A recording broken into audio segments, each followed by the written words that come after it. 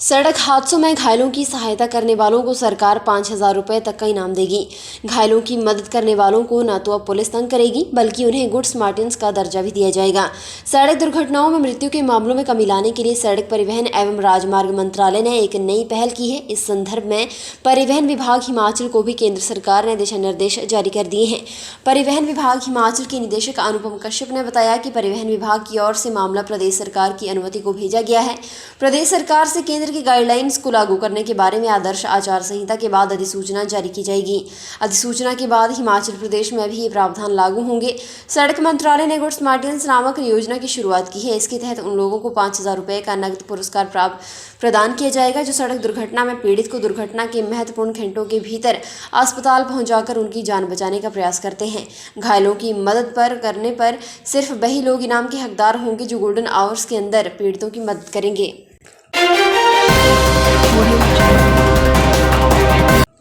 हिमाचल प्रदेश में साहसी खेलों में ट्रैकिंग, पैराग्लाइडिंग व राफ्टिंग के लिए बने नियमों को ताक पर रखकर जान जोखिम में डाली जा रही है और आए दिन बड़े हादसे हो रहे हैं।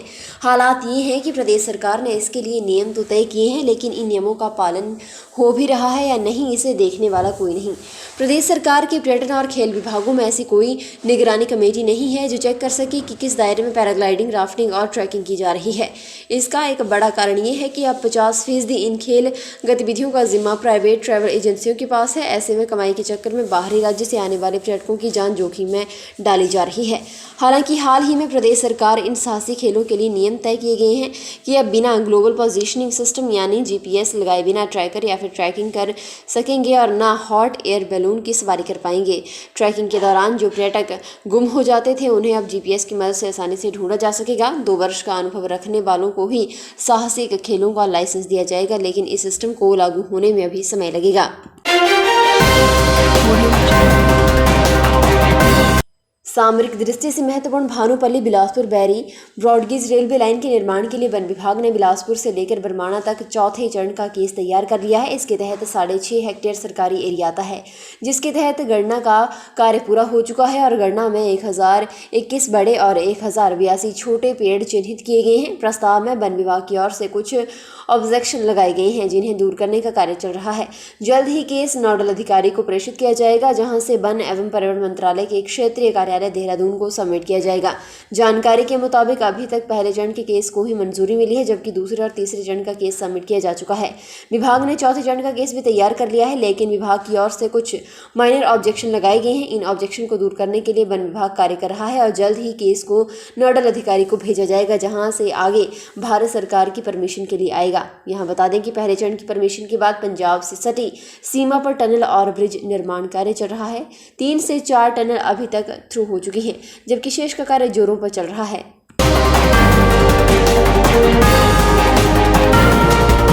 हिमाचल प्रदेश में उपचुनाव को लेकर माहौल गर्म है। इसी बीच शिक्षकों की ड्यूटियां भी लगा दी गई हैं। अभी तक 5,000 सरकारी स्कूल के शिक्षकों को चुनाव के दौरान कार्य दिया गया है।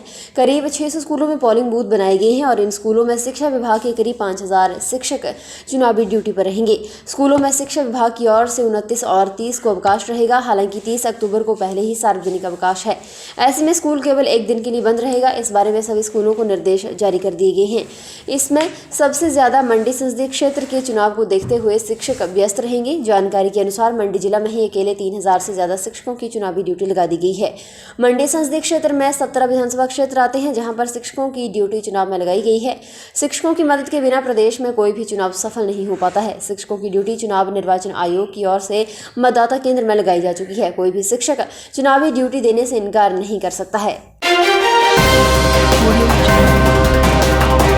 हिमाचल प्रदेश में लोकसभा की और विधानसभा की 3 सीटों के लिए हो रहे उपचुनाव में चुनाव प्रचार बुधवार शाम 6 बजे बंद हो जाएगा। इसके साथ ही अंतिम दिन के लिए सत्तारूढ़ भाजपा और मुख्य विपक्षी दल कांग्रेस ने पूरी ताकत झोंक दी है। भाजपा के स्टार प्रचारक और केंद्रीय मंत्री अनुराग ठाकुर जुब्बल कोटखाई क्षेत्र में गरजेंगे। मुख्यमंत्री जयराम ठाकुर करसोग में प्रचार करेंगे, तो वहीं कांग्रेस की ओर से छत्तीसगढ़ के मुख्यमंत्री भूपेश बघेल और कांग्रेस प्रभारी राजीव शुक्ला अर्की में प्रचार करेंगे। बुधवार शाम 6 बजे के बाद मतदान के दिन से पहले तक प्रत्याशी 4 समर्थकों के साथ बिना किसी शोर शराबे के डोर टू डोर संपर्क कर सकेंगे। वहीं इस अवधि के दौरान प्रिंट मीडिया में किसी तरह के प्रचार के लिए प्रत्याशियों को जिला स्तर पर बिना बनी निगरानी कमेटी से प्री सर्टिफिकेट कराना होगा। सब्सक्राइब करें हमारे YouTube चैनल को और ताज़ा खबरों की नोटिफिकेशन पाने के लिए प्रेस करें बेल आइकन को। नेता प्रतिपक्ष मुकेश अग्निहोत्री ने कहा कि भाजपा सरकार के कार्यकाल में महंगाई बेरोजगारी बढ़ी है, जिससे लोग तंग हैं। सरकार मुद्दों पर चुनाव लड़ने से भाग रही है, विकास करवाने में फेल रही है। गूंगी बहरी सरकार को जगाने के लिए जनता ने मन बना लिया है। मुकेश अग्निहोत्री मंगलवार को हिमाचल प्रदेश के कांगड़ा जिले के फतेहपुर में रामलीला ग्राउंड में जनसभा को संबोधित कर रहे थे। इस दौरान सुजानपुर से कांग्रेस विधायक राजेंद्र राणा ने कहा कि कार्यकर्ताओं में जोश और जुनून है, यही जोश और जुनून कांग्रेस को जीत दिलाएगा। उन्होंने कहा कि अगर आप गलत को गलत नहीं कहेंगे तो गलत करने वाला और गलत करता जाएगा। उन्होंने कहा कि हिमाचल में इतनी निकम्मी सरकार कभी नहीं देखी जो हर मुद्दे पर फेल साबित हुई है। उन्होंने कहा कि फतेहपुर में पिछले 11 साल से कांग्रेस का विधायक रहा है और कांग्रेस का ही रहेगा। हिमाचल प्रदेश के सस्ते राशन के डिपो में अब बिजली के बिल भी जमा हो सकेंगे। खाद्य आपूर्ति विभाग ने इस बारे में डिपो धारकों को निर्देश जारी कर दिए हैं। इसके लिए एसओपी भी जारी कर दी गई है। इसमें कहा गया है कि डिपो संचालकों का पहला कार्य राशन आवंटन करना होगा। बिजली बिल जमा करने की छूट रहेगी। डिपो संचालकों की आमदनी में बढ़ोतरी हो सके, इसके लिए फैसला लिया गया है। हर डिपो संचालक को प्रति बिजली बिल जमा करवाने पर 5 रुपये तक मिलेंगे। डिपो संचालकों को मोबाइल में बिजली बोर्ड के सॉफ्टवेयर को डाउनलोड किया जाएगा। इससे वे ऑनलाइन बिजली बिलों को जमा कर सकेंगे। खाद्य आपूर्ति विभाग के ये आदेश तुरंत प्रभाव से लागू होंगे।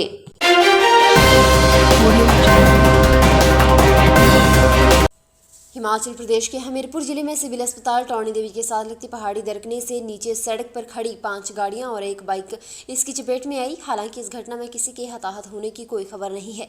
बताया जा रहा है कि यहां पर गाड़ियां पार्क की गई थी जो चट्टान गिरने से क्षतिग्रस्त हुई हैं।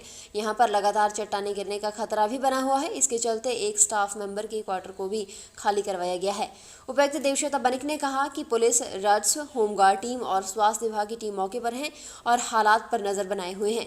सूचना मिलने के बाद एसडीएम हमीरपुर डॉक्टर चिरंजी लाल चौहान और बमसन के नायब तहसीलदार पूर्णचंद कौंडल मौके पर बचाव टीम के साथ हैं। एसडीएम हमीरपुर डॉक्टर चिरंजी लाल चौहान ने बताया कि कोई जान नुकसान नहीं हुआ है।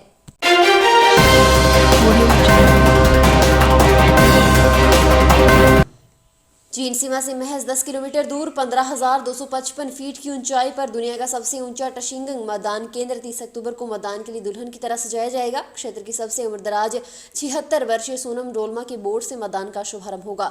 पोलिंग पार्टी समेत सभी मतदाता पारंपरिक परिधानों में नजर आएंगे। मतदाताओं का पारंपरिक वाद्य यंत्रों की धुनों के बीच खतग पहनाकर स्वागत किया जाएगा। हालांकि मौसम को देखते हुए ग्राम पंचायत किबिर के टशिंगंग मतदान केंद्र में मतदान करवाना प्रशासन और चुनाव आयोग के लिए आसान नहीं रहेगा। ऐसे में यहां 100% मतदान के लिए स्थानीय प्रशासन ने कमर कस ली है। जिला निर्वाचन अधिकारी नीरज कुमार ने कहा कि टशिंगंग मतदान केंद्र में 100% मतदान का लक्ष्य रखा गया है। वीडियो काजर टशी डोलकर ने टशिंगंग मतदान केंद्र का नोडल अधिकारी नियुक्त किया गया है। उन्होंने कहा कि टशिंगंग मतदान केंद्र दुनिया का सबसे ऊंचाई वाला मतदान केंद्र है। देश दुनिया की नजर इस मतदान केंद्र पर टिकी है, जिसे दुल्हन की तरह सजाया जाएगा।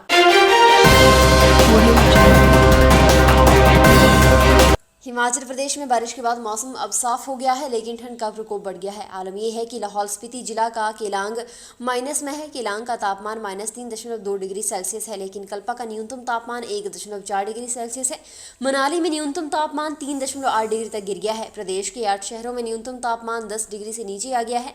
खास बात यह है कि सुंदरनगर और सोलन में तापमान राजधानी शिमला से भी नीचे चला गया है। शिमला में न्यूनतम तापमान जहां 9.2 डिग्री सेल्सियस है, तो वहीं सोलन जिला में न्यूनतम तापमान 8.2 डिग्री सेल्सियस है। मंगलवार को राजधानी शिमला सहित प्रदेश के अन्य जिलों में दिन भर धूप खिली रही। हालांकि शाम के समय बारिश की हल्की बौछारें भी राजधानी शिमला में गिरी।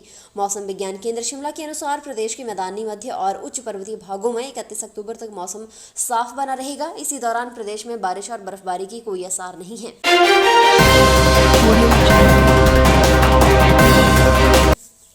फिलहाल के लिए बस इतना ही। और बड़ी खबरों के लिए बने रहे न्यूज़ सुपर भारत के साथ।